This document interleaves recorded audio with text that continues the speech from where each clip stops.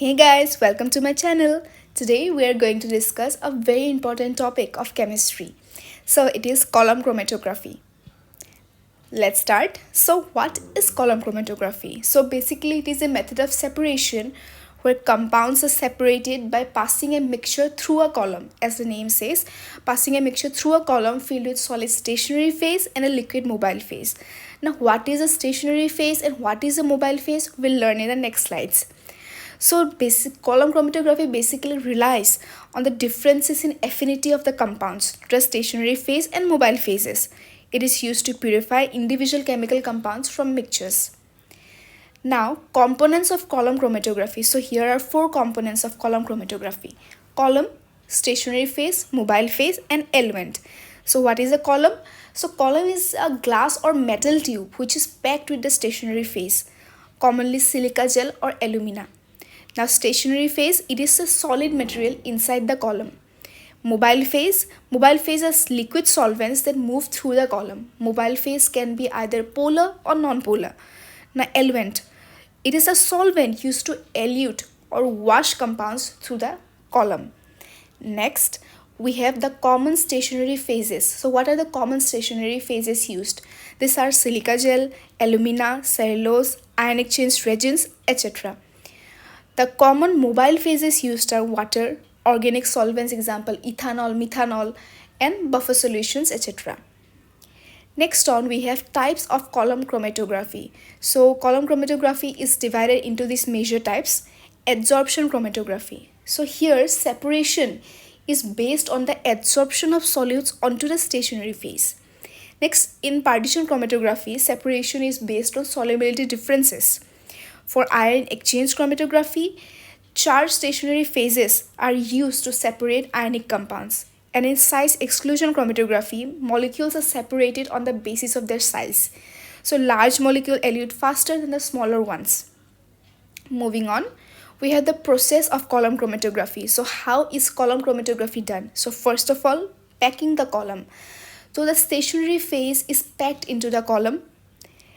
Then the sample mixture is applied at the top of the column. Then the mobile phase flows through the column carrying components of the sample. So this is called elution, where the mobile phase flows through the column carrying components of the sample. Now components move at different rates based on their interactions with the stationary phase.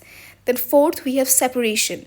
So different compounds in the mixtures are separated as they travel at different speed through the stationary phase. And finally, collection. So eluents are collected in fractions, with each fractions containing one or more separated compounds. So next we have the factors affecting separation. So how is separation affected? So separation is basically affected by these factors: polarity, the choice of the solvent, the column length, and particle size of stationary phase. Moving on, what are the applications of column chromatography? So it has several applications. I have stated a few. These are purification of natural products. It is used in the pharmaceutical industry. It is used in biochemistry. It is useful for chemical synthesis, etc. Now, what are its advantages? So it has several advantages, and like how I have stated only a few applications, here also I have stated a few advantages. So some advantages are high resolution, high sensitivity, fast separation, it is cost effective, it is simple and versatile, and can handle a large sample size. Now, if there is advantages, there will of course be some limitations. So what are the limitations of column chromatography? So it is time consuming, yes, and it requires large volume of solvent. And some compounds may degrade or lose activity through the process. So these were the limitations. Now, what are the future prospects? What can be done in the future? What are the scientists planning? How to improve this process of column chromatography?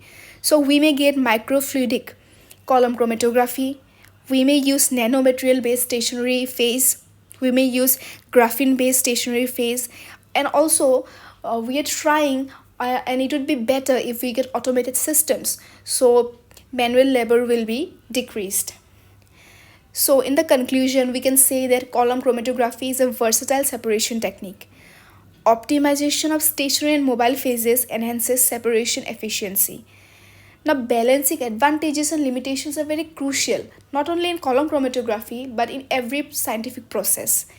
future advancement will expand chromatography's role in scientific research and analysis. So that was all for today. Thank you so much for watching my channel. Thank you so much for watching this video, and if you want to watch more videos like this, kindly subscribe my channel and leave a like. Thank you so much.